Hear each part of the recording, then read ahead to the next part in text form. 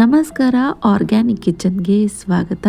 ಇವತ್ತು ನಾನು ಮಾಡ್ತಾ ಇರುವಂಥ ರೆಸಿಪಿ ಮೂಂಗ್ ದಾಲ್ ಬರ್ಫಿ ಮಾಡ್ಕೊಳ್ತಾ ಇದ್ದೀನಿ.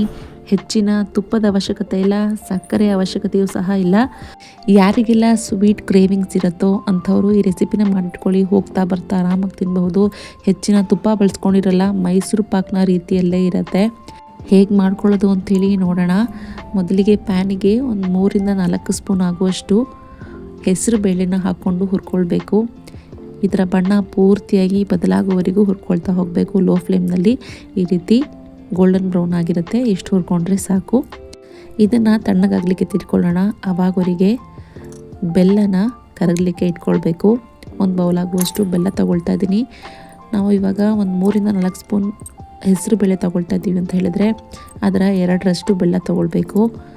ಇದನ್ನು ಸ್ವಲ್ಪ ನೀರು ಹಾಕ್ಕೊಂಡು ಇದನ್ನು ಕರಗಲಿಕ್ಕೆ ಇಟ್ಕೊಳ್ಳೋಣ. ಬೆಲ್ಲ ಕರಗಿದ್ರೆ ಸಾಕು, ಪಾಕ ಬರೋ ಅವಶ್ಯಕತೆ ಇಲ್ಲ. ಇವಾಗ ಬೆಲ್ಲ ಕರಗಿದೆ. ಇದು ಫ್ಲೇಮ್ನ ಆಫ್ ಮಾಡಿಕೊಂಡು ಹೆಸರು ಬೇಳೆ ಸಹ ಹುರ್ಕೊಂಡಿರೋದು ತಣ್ಣಗಾಗಿದೆ. ಅದನ್ನು ಮಿಕ್ಸಿ ಜಾರ್ನಲ್ಲಿ ಹಾಕ್ಕೊಂಡು ನುಣ್ಣಗೆ ರುಬ್ಕೊಳ್ಬೇಕು. ಇದು ಪೂರ್ತಿ ಪೌಡರ್ನ ರೀತಿ ಆಗಬೇಕು. ಇದಕ್ಕೆ ಒಂದು 3-4 ಏಲಕ್ಕಿನ ಹಾಕ್ಕೊಂಡು ರುಬ್ಕೊಳ್ತೀನಿ. ಪೂರ್ತಿ ನುಣ್ಣಗೆ ರುಬ್ಕೊಂಡು ಬರೋಣ. ಇವಾಗ ರುಬ್ಕೊಂಡಿದ್ದೀನಿ. ಈ ರೀತಿ ಪೂರ್ತಿಯಾಗಿ ನುಣ್ಣಗೆ ರುಬ್ಕೊಂಡಾಗಿದೆ. ಇದಾದಮೇಲೆ ಇದಕ್ಕೆ ಒಂದು ಬೌಲ್ ಆಗುವಷ್ಟು ತುರಿದಿರುವಂತಹ ತೆಂಗಿನಕಾಯಿನ ಹಾಕ್ಕೊಳ್ತಾ ಇದ್ದೀನಿ. ಫ್ರೆಶ್ ತೆಂಗಿನಕಾಯಿನ ಹಾಕ್ಕೊಂಡ್ರೆ ಚೆನ್ನಾಗಿರುತ್ತೆ. ಇದ್ರ ಜೊತೆಗೆ 1 ಸ್ಪೂನ್ ಆಗುವಷ್ಟು ಸೋಂಪು, 1 ಸ್ಪೂನ್ ಆಗುವಷ್ಟು ಗಸಗಸಿನ ಹಾಕ್ಕೊಳ್ತಾ ಇದ್ದೀನಿ. ಗಸಗಸಿನ ಹುರಿದು ಹಾಕ್ಕೊಳ್ತಾ ಇರುವಂಥದ್ದು. ಇದನ್ನು ನೀರು ಹಾಕ್ಕೊಂಡು ಪೂರ್ತಿ ನುಣ್ಣಗೆ ರುಬ್ಕೊಳ್ಬೇಕು. ಇವಾಗ ಹೆಸರು ಬೇಳೆ ಹಾಗೆಯೇ ತೆಂಗಿನಕಾಯಿನ ನೀಟಾಗಿ ರುಬ್ಕೊಂಡಾಗಿದೆ. ಇವಾಗ ಪ್ಯಾನಿಗೆ 1 ಸ್ಪೂನ್ ಆಗುವಷ್ಟು ತುಪ್ಪ ಬಳಸ್ಕೊಳ್ತಾ ಇದ್ದೀನಿ. ತುಪ್ಪ ಬಿಸಿಯಾದ ನಂತರ ಇವಾಗ ರುಬ್ಕೊಂಡಿರುವಂತಹ ಹೆಸರು ಬೇಳೆ ಹಾಗೆಯೇ ತೆಂಗಿನಕಾಯಿನ ಮಿಶ್ರಣವನ್ನು ಇದರಲ್ಲಿ ಹಾಕಿ ಒಂದು 5 ನಿಮಿಷ ಇದನ್ನು ಮೀಡಿಯಮ್ ಫ್ಲೇಮ್ನಲ್ಲಿ ಹುರ್ಕೊಳ್ತಾ ಹೋಗಬೇಕು. ಇದು ಆಟೋಮ್ಯಾಟಿಕ್ಕಾಗಿ ಗಟ್ಟಿಯಾಗಿ ಬರುತ್ತೆ. ಹುರಿತಾ ತುಪ್ಪ ಹಾಕ್ಕೊಂಡೇ ಮಾಡ್ಕೊಳ್ಬೇಕು ಅನ್ನೋ ಅವಶ್ಯಕತೆ ಇಲ್ಲ. ನಾನಿಲ್ಲಿ ತಳ ಹಿಡಿಬಾರ್ದು ಅಂಥೇಳಿ ಸುಮ್ಮನೆ 1 ಸ್ಪೂನ್ ತುಪ್ಪ ಹಾಕ್ಕೊಳ್ತಾ ಇದ್ದೀನಿ ಅಷ್ಟೇ. ಈ ರೀತಿ ಮಿಕ್ಸ್ ಮಾಡ್ಕೊಳ್ತಾ ಹೋಗ್ತಾ ಇರೋ ಹಾಗೆ ಇದು ಗಟ್ಟಿ ಆಗ್ತಾ ಬರುತ್ತೆ.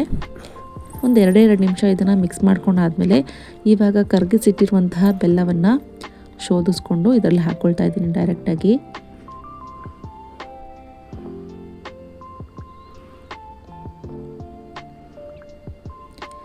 ಇವಾಗ ಇದೆರಡು ಚೆನ್ನಾಗಿ ಹೊಂದೋ ರೀತಿಯಲ್ಲಿ ಈ ರೀತಿ ವಿಸ್ಕರ್ನ ಸಹಾಯದಿಂದ ಮಿಕ್ಸ್ ಮಾಡ್ಕೊಳ್ತಾ ಹೋಗಬೇಕು. ಇದರಲ್ಲಿ ಮಾಡೋದ್ರಿಂದ ಗಂಟು ಸಹ ಒಂದು ಇರೋದಿಲ್ಲ. ಹಾಗಾಗಿ ಇದರಲ್ಲಿ 1 ನಿಮಿಷ ಚೆನ್ನಾಗಿ ಮಿಕ್ಸ್ ಮಾಡಿಕೊಂಡ್ರೆ ಆಯಿತು. ಕರಗಿರುವ ಬೆಲ್ಲದ ಜೊತೆಗೆ ಹೆಸರು ಬೇಳೆ ಚೆನ್ನಾಗಿ ಮಿಕ್ಸ್ ಆಗಬೇಕು. ಈ ರೀತಿ ಮಿಕ್ಸ್ ಮಾಡ್ತಾ ಒಂದು ಸಹ ಗಂಟಿರೋದಿಲ್ಲ. ನೀಟಾಗಿ ಈ ರೀತಿ ಆಗುತ್ತೆ. ಆವಾಗ ಮಿಕ್ಸ್ ಮಾಡ್ಕೊಳ್ತಾ ಹೋದರೆ ಆಯಿತು. ಆಟೋಮೆಟಿಕ್ಕಾಗಿ ಅದೇ ಗಟ್ಟಿ ಆಗ್ತಾ ಬರುತ್ತೆ. ಇಷ್ಟು ತೆಳ್ಳಗಿದೆಯಲ್ಲ ಬರ್ಫಿ ಹೇಗಾಗುತ್ತೆ ಅಂಥೇಳಿ ಯೋಚನೆ ಮಾಡ್ತಾ ಇರ್ಬೋದು. ಒಂದು 5 ನಿಮಿಷಕ್ಕೆ ಈ ಸ್ವೀಟ್ ರೆಡಿ ಆಗುತ್ತೆ. ನಾವು ಹೆಸರು ಬೇಳೆನ ರುಬ್ಕೊಂಡಿರೋದ್ರಿಂದ ಅದು ಬೆಲ್ಲದ ಜೊತೆಗೆ ಸೇರಿ ಈ ರೀತಿ ಆರಾಮಾಗಿ ಗಟ್ಟಿ ಆಗುತ್ತೆ. ಏನು ನಾವು ತುಂಬ ಹೊತ್ತಿದ್ದನ್ನು ಫ್ರೈ ಮಾಡ್ಕೊಳ್ತಾ ಹೋಗಬೇಕು ಅನ್ನೋ ಅವಶ್ಯಕತೆಯೂ ಸಹ ಇಲ್ಲ. ಒಂದು 5 ನಿಮಿಷಕ್ಕೆ ಆಗಿರುವಂಥ ರೆಸಿಪಿ ಇದು. ನಾನಿವಾಗ 1 ಸ್ಪೂನ್ ಆಗುವಷ್ಟು ತುಪ್ಪ ಹಾಕ್ಕೊಳ್ತಿದ್ದೀನಿ. ತುಪ್ಪ ಆಪ್ಷನಲ್, ಬೇಕು ಅಂತ ಹೇಳಿದ್ರೆ ಹಾಕ್ಕೊಳ್ಬೋದು.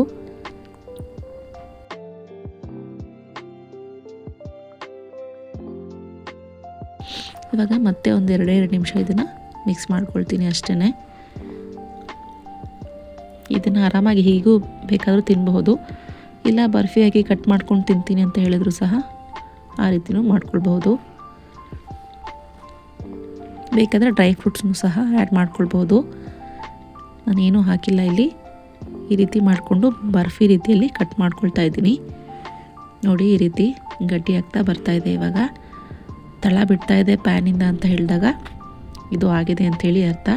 ಇವಾಗ ನಾನು ಒಂದು ಪ್ಲೇಟಿಗೆ ಸ್ವಲ್ಪ ತುಪ್ಪ ಹಾಕ್ಕೊಂಡು ಅದ್ರ ಮೇಲೆ ಇವಾಗ ಮಾಡ್ಕೊಂಡಿರುವಂತಹ ಬರ್ಫಿನ ಹಾಕಿ ನಮ್ಗೆ ಯಾವ ಶೇಪ್ನಲ್ಲಿ ಬೇಕೋ ಆ ಶೇಪ್ನಲ್ಲಿ ಕಟ್ ಮಾಡಿಕೊಂಡ್ರೆ ಹೆಸರು ಬೇಳೆಯ ಬರ್ಫಿ ರೆಡಿ ಆಗುತ್ತೆ. ತುಂಬಾ ಸಿಂಪಲ್ಲಾಗಿ ಮಾಡ್ಕೊಂಡಿರುವಂಥದ್ದು. ಸಕ್ಕರೆ ಸಹ ಬಳಸ್ಕೊಂಡಿಲ್ಲ. ತುಪ್ಪ ಸಹ ನೀವೇ ನೋಡಿರ್ಬೋದು ಎಷ್ಟು ಕಡಿಮೆಯಾಗಿ ಹಾಕಿದ್ದೀನಿ ಅಂಥೇಳಿ. ಆರಾಮಾಗಿ ಶುಗರ್ ಪೇಷಂಟ್ ಸಹ ಇದನ್ನು ತಿನ್ಬಹುದು ಬೆಲ್ಲ ಬಳಸ್ಕೊಂಡಿರೋದ್ರಿಂದ. ತುಂಬ ಜನರಿಗೆ ಹೋಗ್ತಾ ಬರ್ತಾ ಸ್ವೀಟ್ ತಿನ್ನೋ ಅಭ್ಯಾಸ ಇರುತ್ತೆ, ಅಲ್ಲೂ ನಾನು ಒಬ್ಳು ಅಂತ ಹೇಳಿ ಅನ್ಕೋಬೋದು. ಅಂಥವರು ಈ ರೆಸಿಪಿನ ಮಿಸ್ ಮಾಡದೆ ಟ್ರೈ ಮಾಡಿ. ಸೇಮ್ ಮೈಸೂರು ಪಾಕ್ನ ರೀತಿಯಲ್ಲೇ ಇರುತ್ತೆ, ಆದರೆ ಮೈಸೂರು ಪಾಕ್ಗಾದ್ರೂ ತುಂಬಾ ತುಪ್ಪ ಬಳಸಿ ಮಾಡ್ಕೊಳ್ಬೇಕು. ಆದರೆ ಇದಕ್ಕೆ ಆ ರೀತಿಯೆಲ್ಲ ಟೇಸ್ಟ್ ಮಾತ್ರ ಹಾಗೇ ಇತ್ತು ಅಂತಲೇ ಹೇಳ್ಬೋದು. ಮಿಸ್ ಮಾಡದೆ ಈ ರೆಸಿಪಿನ ಎಲ್ಲರೂ ಟ್ರೈ ಮಾಡಿ, ಹೇಗಾಯಿತು ಅಂಥೇಳಿ ಕಾಮೆಂಟ್ ಮಾಡಿ. ಇದ್ರ ಮೇಲೆ ನಾನು ಸ್ವಲ್ಪ ವಾಟರ್ಮೆಲನ್ ಸೀಡ್ಸ್ನ ಹಾಕ್ಕೊಳ್ತಾ ಇದ್ದೀನಿ. ಎಲ್ಲ ಕಡೆ ಸ್ಪ್ರೆಡ್ ಮಾಡಿ ಒಂದ್ಸಲ ಪ್ರೆಸ್ ಮಾಡ್ಕೊಳ್ಬೇಕು. ಪ್ರೆಸ್ ಮಾಡಿಕೊಂಡು ತಕ್ಷಣಕ್ಕೆ ಕಟ್ ಮಾಡಿಕೊಂಡು ಸರ್ವ್ ಮಾಡಿಕೊಂಡ್ರೆ ಆಯಿತು.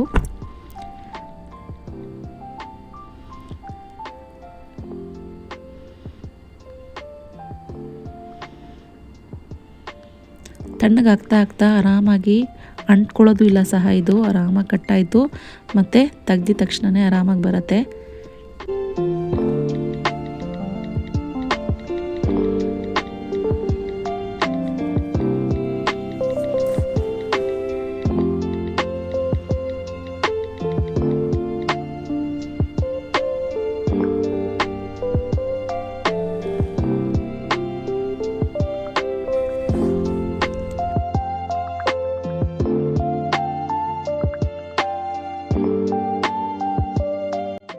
ನೋಡಿ ಎಷ್ಟು ಸುಲಭವಾಗಿ ಬರ್ತಾ ಇದೆ ಅಂಥೇಳಿ.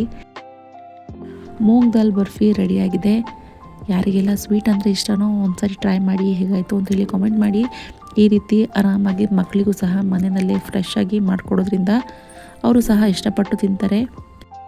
ಬೇಕ್ರಿನಲ್ಲಿ ಹೋಗಿ ಸ್ವೀಟ್ಸ್ನ ತಗೊಳ್ಳೋ ಬದಲು ಈ ರೀತಿ ಹೆಲ್ದಿಯಾಗಿಯೇ ಮನೆಯಲ್ಲೇ ಮಾಡ್ಕೊಂಡು ತಿನ್ನೋದ್ರಿಂದ ನಾವೇ ಮಾಡ್ಕೊಂಡಿರುವಂತಹ ಖುಷಿನೂ ಸಹ ಇರುತ್ತೆ. ಯಾರೆಲ್ಲ ಇದುವರೆಗೂ ನನ್ನ ಚಾನಲ್ನ ಸಬ್ಸ್ಕ್ರೈಬ್ ಮಾಡ್ಕೊಂಡಿಲ್ವೋ ಪ್ಲೀಸ್ ಸಬ್ಸ್ಕ್ರೈಬ್ ಮಾಡ್ಕೊಳ್ಳಿ. ಈ ವಿಡಿಯೋಸ್ನ ನಿಮ್ಮ ಫ್ರೆಂಡ್ಸ್ ಆ್ಯಂಡ್ ಫ್ಯಾಮಿಲೀಸ್ಗೂ ಕೂಡ ಶೇರ್ ಮಾಡಿ. ಈ ವಿಡಿಯೋಗೆ ಲೈಕ್ ಹಾಗೂ ಕಮೆಂಟ್ ಮಾಡೋದನ್ನು ಮರಿಬೇಡಿ. Thank you.